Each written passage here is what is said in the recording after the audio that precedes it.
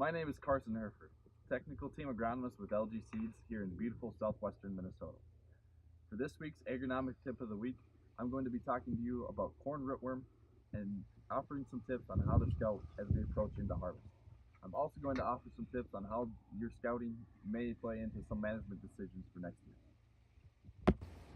Before we get into scouting, I want to briefly touch on the rootworm life cycle. In late May or early June, rootworms begin hatching from their larval stage and will start feeding on the plants as they are immediately attracted to the CO2 given off by the corn roots. From there, they will turn into beetles depending on the growing degree, units, and geography that you are in. This is usually around early July and silking time. That is when it is best to put out those sticky traps that we are going to talk about later on today and get a better idea of the count of beetles that are in your field. From then, the beetles will mate, and about 2 weeks later, they will return to the ground and lay eggs, thus creating the next generation that will affect next year's corn crop. Using the Advantage Acre Scouting app, we have located a spot in the field where we've been trapping for the last 6 weeks. This is the last week of our traps, and we are currently finding a few rootworms on these traps, but most are laying beetles. As you can see here, this hybrid did not offer any below ground protection and has had some severe lodging due to the lack of below ground protection and the amount of feeding that has happened in this area.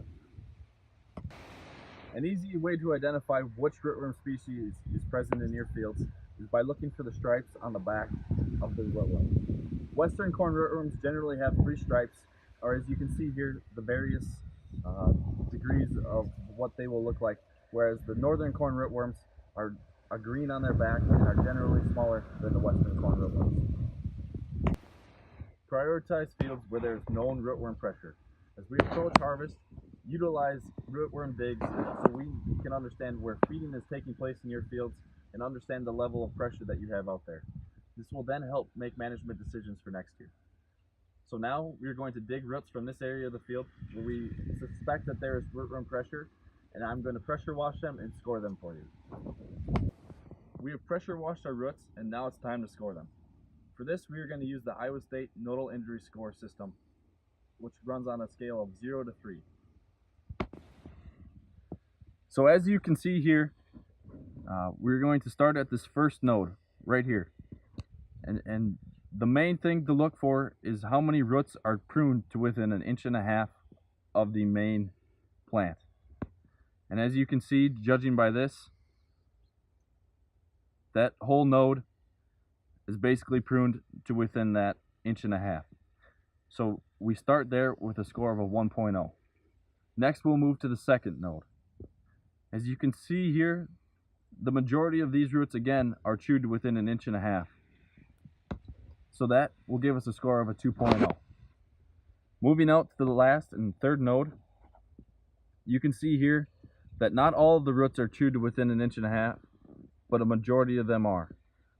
So from my personal opinion, I would give that a 0.5, or 50% of the roots have been chewed to 1.5 inches. So our final score is a 2.5. Economic thresholds begin at 0.25 and 0.75.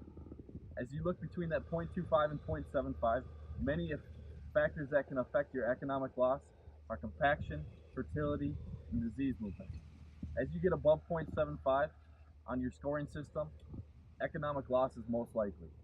The USDA rates rootworms at $1 billion bug, as 800 million of that is economic damage and yield loss, and 200 million of that economic damage is cost for treatment.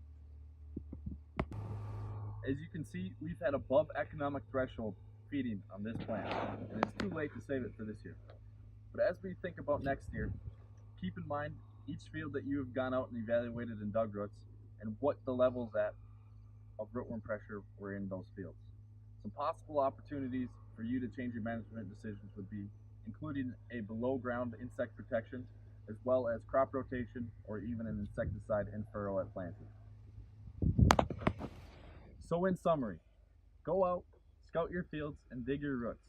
Identify the pressures that you have for rootworms in your area, and utilize some of the tips I offered to help you make some management decisions for next year.